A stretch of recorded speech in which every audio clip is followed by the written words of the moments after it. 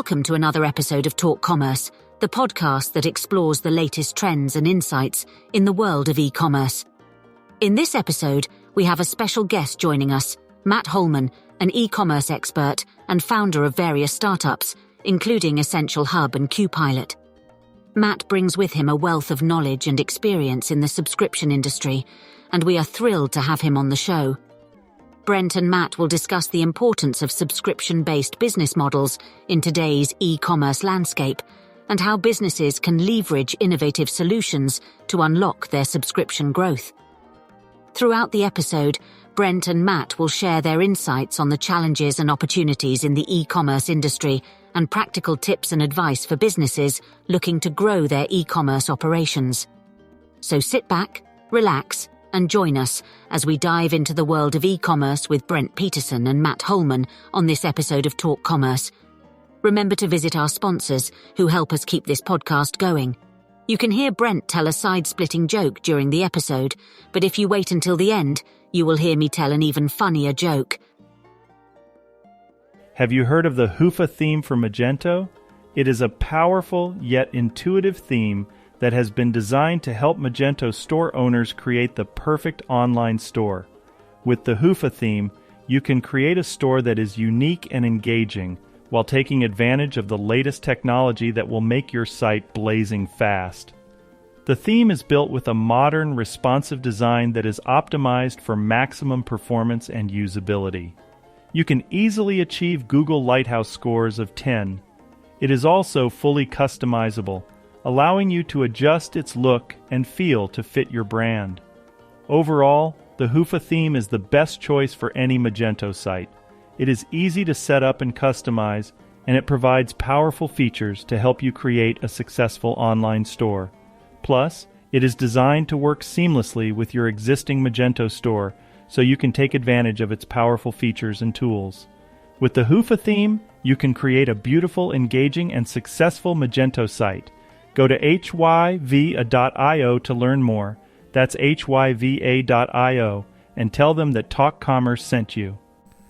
Are you interested in AI content generation, but you don't know where to start? Have you tried ChatGPT and found it doesn't work, or you don't even know what to do with the results? Have you had problems starting your marketing campaign, or started and lost momentum? When was the last time you have a blog post live on your website? My friends at Content Basis have a fantastic offer for you. They use predictive analytics to find content opportunities that will perform on your website.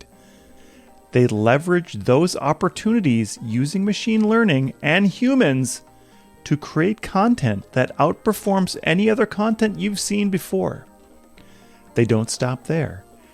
They have 2 human editors reviewing your content before it goes live.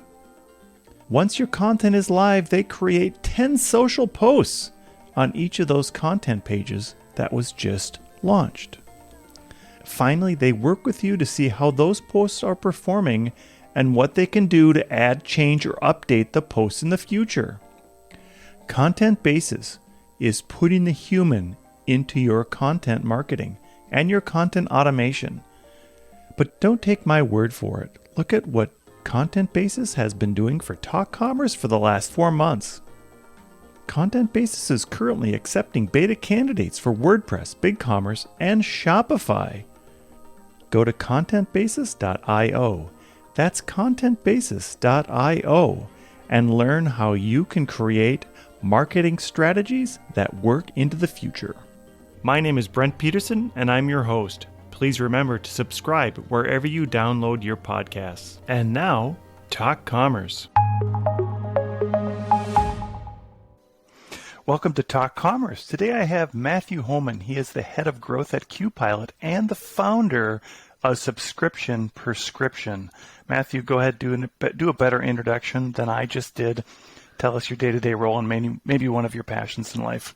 Sure, absolutely, Brent. Yeah, I'm really happy to be here chatting with you. So my day job really is QPilot, and I run marketing for that. So we do a lot of content creation, lead generation, nurturing, and ultimately trying to close business for the software. And then I do all the content for Subscription Prescription, which is essentially a newsletter and content we do around education related to subscription programs, and something I'm passionate about. I've just started training for a triathlon for the first time. I love running, so I'm going to take a stab at biking and swimming and see if I can not kill myself. Yeah. Awesome. Which triathlon are you training for? Oh, man. Oh, my goodness. The half Ironman in St. George in May. Awesome. So yeah. That is so cool. My wife just did Ironman Arizona, and she was one spot away from getting, the Worlds aren't in St. George this year. They're in Finland.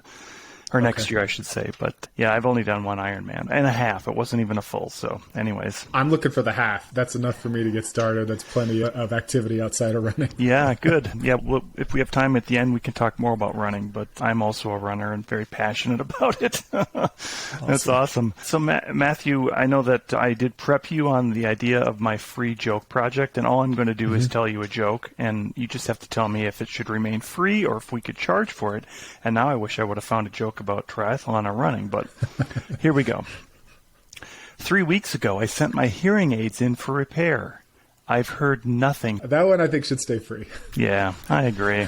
Some of them are pretty lame. All right, so today we're going to talk about subscriptions. Tell us about subscriptions and how brands should approach subscriptions. Yeah, for sure. I think it's pretty exciting in our economy now. E-commerce is becoming more and more popular. I think subscriptions are a growing piece of that. For a long time, most people thought of subscriptions as like a subscription box, right? Like you're getting a gentleman's box or you're getting food every month or something really snazzy in a box. But we're seeing more and more of this rise of this increasing engagement where, say, Dollar Shave Club. So as a bald guy, I have a Dollar Shave Club subscription. I've had that for years, and I get razors on a subscription. People are getting pet food, CBD, you name it, on a subscription. So I think what's exciting about it is an opportunity, yes, on the business side, that recurring revenue, which is great for financial modeling and hiring and planning. But really, the opportunity is from an engagement standpoint. You can have a deeper relationship with your customers. And we've had some people on in the past who've done subscriptions. And I think one commonality is that merchants should look into their inventory, into their catalog to see things that could possibly be a subscription. Is there anything that you would prescribe on what people should be looking at to try to find those things? Yeah, I think the first thing you want to do is look at your repeat order rate. So just look at the rate at which customers are buying your product. So if you have even anything approaching where somebody's ordering something a couple times a year, that's potentially a good subscription option. If it's more frequent than that, then you definitely have a subscription option. The other thing is a lot of times customers will be asking for that. So a lot of customers are looking for that because they know they could get a discount, right? Most subscriptions come with, say, you get 10% off on a monthly subscription. So some people are looking, hey, I'm already buying this regularly. I'd like to get this on a subscription. So that's the first place I would look at. Then if you're thinking about it's a consumable, if we're looking at people are using this product pretty consistently, those are very obvious choices for subscriptions. Yeah, and I could say that I've had a consistent subscription for tea since 1999 online. Oh, wow. Wow. Yeah. Okay. So that's awesome. There's some very obvious ones. Are there some other ones that maybe aren't so obvious that seem like a really good fit for a subscription? Yeah, besides I think tea and the coffee? one that's the most fascinating one is outside of maybe the beverage space. The food space itself is growing pretty dramatically right now. So COVID had a pretty strong effect on where people were starting to be more like it used to be. You would never, I don't want to get fresh food delivered to my house. I'm just going to stop by the market on my way home or whatever and grab it. It's more convenient. It's fresh.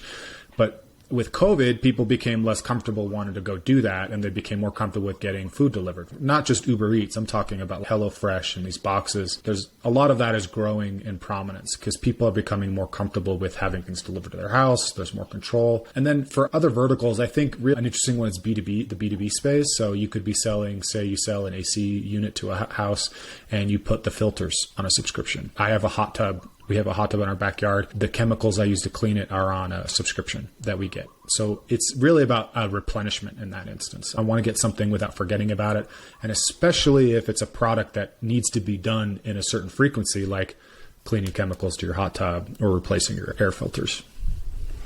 Yeah, now that's such a good point, too, for the consumer. I think about the filter in our refrigerator, and I order 3 at a time, and I should have it on a subscription, but I just wait for that third one to come up, and then I know I should order another one. It'd be so much easier if I just had one coming in, and I know that Amazon is great at pushing you into subscriptions, and there's a reason, right? Because they want you to do it. What are some mistakes that you see brands making when they're approaching subscriptions?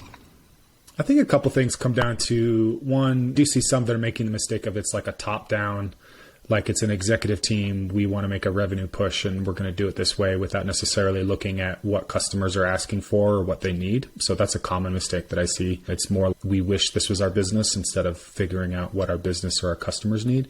The second thing relates to data, and that's understanding, and you want to understand why people are buying your product. And I don't just mean if you're selling a common one's like a weight loss product. It might seem obvious to the brand we're selling a weight loss product, but what are the additional reasons why people are buying it? Is it I'm buying weight loss products so that I can be lighter for training for my triathlon? Is it I'm getting married and I want to look better? Like getting in some of these deeper reasons, you start to uncover more powerful reasons why people want your product.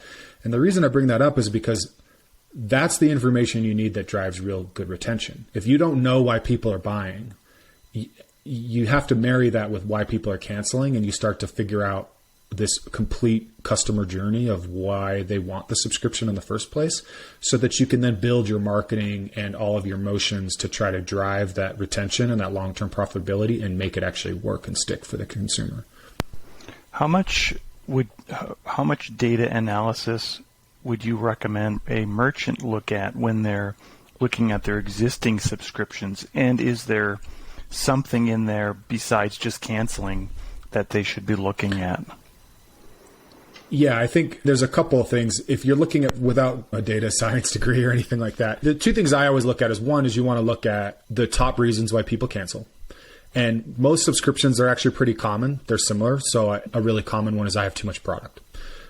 But you want to get into the why behind they have too much product. As an example, a pet food company we work with, they found out that their customers had too much product because they didn't know how much to order for their dogs, because dogs are different sizes. So they went back and redesigned their product page, and they saw this huge lift in conversions and retention. So do they have too much product? Or say the weight loss option or the weight loss example. I have too much product because I'm not actually taking it every day like I'm supposed to, right? Like you're supposed to take the 1 pill a day. I have 20 pills left over because I've only taken it 10 times. So maybe I need a better reminder. I need content. I need a text engagement system to remind me to take the pills. So that's the first thing. You get into the why people are canceling and try to uncover those extra reasons and see if that's a common problem you can fix. The next thing is I look at it, and most people can look at with software, you can see like the average life of your subscriber, say it's 4 months. But averages are really hard with subscriptions because you have a ton of people that cancel before month 1 happens, and then you have a core group of people that stick around forever. So I'd like to look at just what are some big cliffs. The first purchase to month 1 is typically a big cliff. When's your next big cliff? Is it month 2? Is it month 3? Is it month 4? And so that's the second thing I would look at after the reasons for canceling, is look at that and start to see what can I do to prep people for that. If a common drop-off point is month 3, is that because people are tired of it? Do I need to upsell something different? Is that because people haven't seen a good benefit? Do I need to do better at helping them drive consumption or usage? So that's like the thought process behind those 2 data points I would look at. I think one thing I can think of now that you've mentioned that, especially for the tea company. So I've been a consistent customer for a long time, but they've never reached out to figure out what else might I want from them. I do get surprises in my box every once in a while to say, here's a sample, blah, blah, blah. But I never get a follow-up on, hey, what did you think of that sample? Right there, and I think about what has it been? 20 years, more than that, of how long I've been getting. You're the dream subscriber. Like you've been with them for 20 years. They could probably get you to try or participate in giving feedback in almost anything because of all that trust and love you have for the product. Yeah. Yeah, so I think about the first. It's not a mistake, but it's just would call it a missed opportunity where maybe sometimes merchants are focused on that cliff, right? But then their core group, they're not focused on what are they getting. And I also have a coffee subscription. It hasn't been that long, but they do give me a sample, not a sample. They swap out they give me a seasonal blend.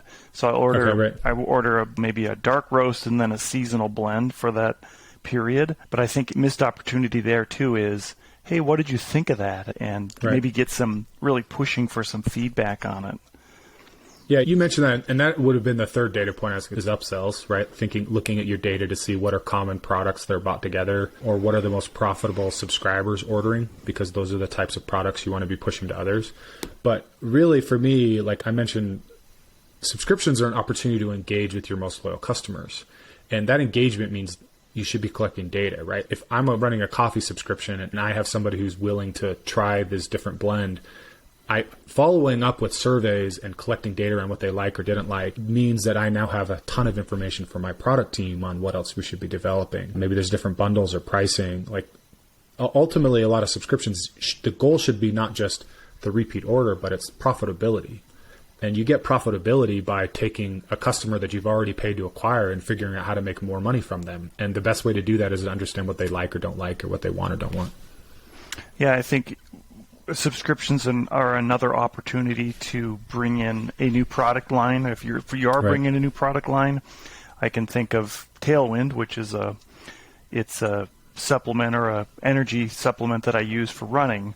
They often will give me something new in my package that it would entice me to try to, as they're growing their brand, they're bringing in more things, subscriptions. I think that's an opportunity that should be obvious to any merchant, but is there any other opportunities that they have in terms of that? I would think, just to double down on what you said, is what makes me think of that is it may seem obvious that you're buying that Tailwind product because you're a runner. It's a product for runners. But understand, like a lot of businesses don't go that far. Like what are you training for? Are you training for something? Are you just doing it because you're just having fun and that's how you find mental and physical well-being? Is there a goal in mind? Like as soon as you unpack that extra layer of data on what you're trying to get from the product, now I can choose, if you're just doing this for fun, like maybe I just want to send you a free t-shirt that's just run and chill. If you're training for something, oh, wow, I've got a whole list of products and a training module and content. Like it's really, you can start to segment your customers based on the benefit that they're going for, the outcome that they're looking for. And it just makes it so much easier to market. So I like that. And so I guess another thing that merchants would do or could do is partner with somebody that has a complementary product that would like to also get on that. Have you seen that happen? It does to a point. It can be a little bit tricky just because from the value exchange. I think initially I've seen a few brands will do that, like a coffee company might partner with a tea company, or maybe like a coffee press with a roasting company. I think I'm seeing a lot of comes down to like influencers or content, right? So if you can partner, say that you're selling products to runners, are you gonna partner with Meb, right? To who wants to talk about product, or as an additional upsell, like you can get on a big Zoom call with 1,000 other people to hear Meb talk about his training, like what he used to do for his training regimens, and that can be a content that you can offer to your subscribers. So I think like for me, I see opportunity around content because that scales really effectively. Community is another aspect. Again, if you can unify your subscribers around a common problem. I've never joined a Facebook group for bald guys, but if somebody was trying to sell me some products related to like hair recovery, I might actually consider doing that because I want to talk to other people that are using the product and what's happening to them and stuff. So those are the ways I think that are happening. They're really fascinating, that brands are starting to leverage really in a really cool way. Yeah, and to those listening, not on the video, both Matthew and I have hairlines that recede to the back of our necks. So hair care products are probably out for me in terms of a subscription. When you're working with a brand, where do you start? How do you get them going? Yeah, so it depends. If the two use cases is whether they're doing subscriptions or not. And if somebody isn't, then we're thinking about trying to do stuff related to MVP and data collection. So making sure you have your Google Analytics set up on your product pages to track that people are choosing the subscription option or not, so you can start to A/B test offers on the page to see if that drives conversions. Coming up with an MVP related to an offer, not making it too complicated. You're not going to launch Stitch Fix overnight, right? You're not going to launch Dollar Shave Club overnight. You want to come up with something to test the assumption around what people, like the reasons why people want to buy. And then also make sure you're collecting data on the back end, understanding why people are buying, if you're doing post-purchase surveys, but also why people are canceling. So that's the foundation. Like you need to start collecting data. You want to start testing assumptions, and you want to do it in a way that's like an MVP. So as minimum as you can make it to make it effective, and start testing so that you can start gathering data. Again, like the dog food example I used earlier was a good one. They ran a subscription program for 2 years without investing a lot into it because they were prioritizing other parts of their business, but they were collecting data the whole time. And then when they decided to focus on it, say they got their landed costs down and they were working on their margins and some of their acquisition stuff, now they focused on subscriptions. They suddenly had all this data and they could make improvements to the business, and boom, their program started to scale dramatically. So that's the first thing. If you're already doing them, then you want to start. It can be a little bit more complex, but you really want to get into understanding the acquisition and the churn part, the data pieces I already mentioned. Because if you do have that data, then you have to start tying it together and start testing it to see where you can find the holes and where you can connect things. Tell me a little bit about QPilot. How does that fit in? Sure. Yeah, so QPilot's subscription software that works for e-commerce brands. We're on WooCommerce and just launching on Shopify. We've been around for years. And we're essentially a platform that you tie into your website. So you can do that subscribe and save option on your product page. We're doing stuff with a customer portal that sits on your website where they can manage and control everything. And then we do a lot related to data and notifications and things like that to make the subscription experience really. And then subscription prescription. Yeah. What's the deal with that? Yeah, so it's a fun story. As a marketer, when I joined QPilot about 2 years ago, we've done a lot of things related to ads and your typical kind of sales process. But I'm a content creator and an educator at heart. And earlier this year, we decided, you know what, like a newsletter that nobody's really reading, the QPilot newsletter, like that seems boring. So let's launch something different. And so subscription prescription is really just me taking all the stuff that I've learned working with brands, all the stuff I've learned from seeing what other people are doing or not doing, and distilling that into some, we call it a weekly dose. It's your weekly dose of subscription tips. It's about a 5 to 10 minute read. We talk acquisition, retention, the whole flywheel, as I like to call it. Basically just trying to help people out, because subscriptions is one of those weird things. It's not a degree. And even within e-commerce, it's a bit of a specialty. Most marketers have, or IT people have, maybe they did it at a business or two, but really not a lot. And so just trying to give a few more tools out there to help people grow their program. As a marketer, do you have some metrics that should be looking at to identify potential subscriptions, and then making sure that you're following along with those? Do you have like maybe the top 5 that you'd recommend as a marketer? Yeah, I would say like the first thing you want to be looking at, aside, so churn is a top line one, right? Like you want to be paying attention to that. But I think the other one is you really need to be looking at, and in many instances more specifically with acquisition. What do your conversion rates look like? And what are your conversion rates per channel? Are some sales channels more effective at driving subscribers than others? And then I would say you want to get into what's called cohort analysis. Is then, can I break those out? Can I track people I can track them by product. I can track them by sales channel, looking at that how people are acquiring them, and then testing them with offers. And maybe your standard offer is 10% off, but this weekend we did a special and we bumped the subscription discount to 30%.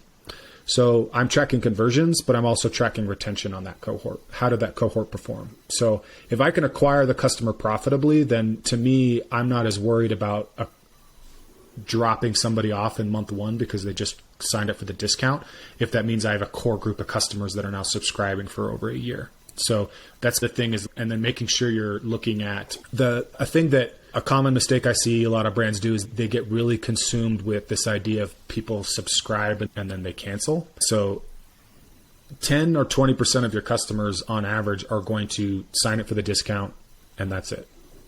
You're never going to see from them again. If it's more than that, then there's probably a problem with your offer. But the mistake I see is people get obsessed over that 10 or 20% they're losing, and they almost forget the fact they've got 80 or 90% that hit that month 1. And I would spend more time focusing on them, not the why people canceled, but the reason why people stay and what they like, and then get better at giving more people that.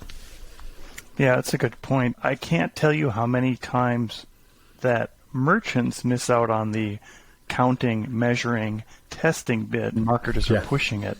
And you would think more marketers would get together with more merchants to try to solve this problem. Matthew, if you had a nugget to tell somebody going into quarter 1 or just going into 2023, what would that be from an e-commerce standpoint?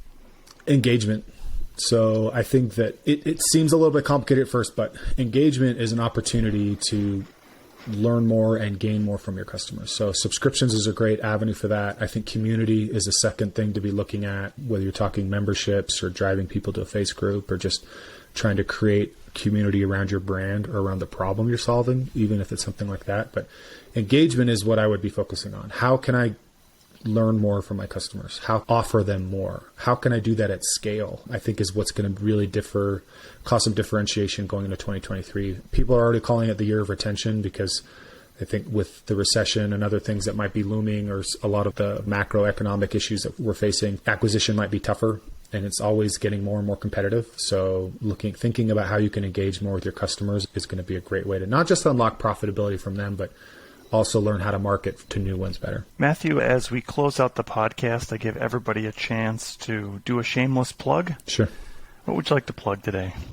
Yeah, I'd love you to connect with me on LinkedIn, Matthew Holman, and sign up for my newsletter, Subscription Prescription. If you're working in e-commerce or anything at all, I'd love you to check it out and give me some feedback. And I'll always open to questions or anything. That's awesome, and I'll make sure I get those links on the show notes. Matthew Holman, the head of growth at QPilot and the founder of Subscription Prescription. Thank you so much for being here today. Great. Thank you, Brent. Thanks again for listening to Talk Commerce. Brent Peterson hosted today's episode. Please review and rate this podcast wherever you download your podcasts. My name is Jackie Downing. Now your actual funny joke. I pinned a Rolex to the post just outside my house. It's the neighborhood watch. Please visit the show at talk-commerce.com and drop us a note.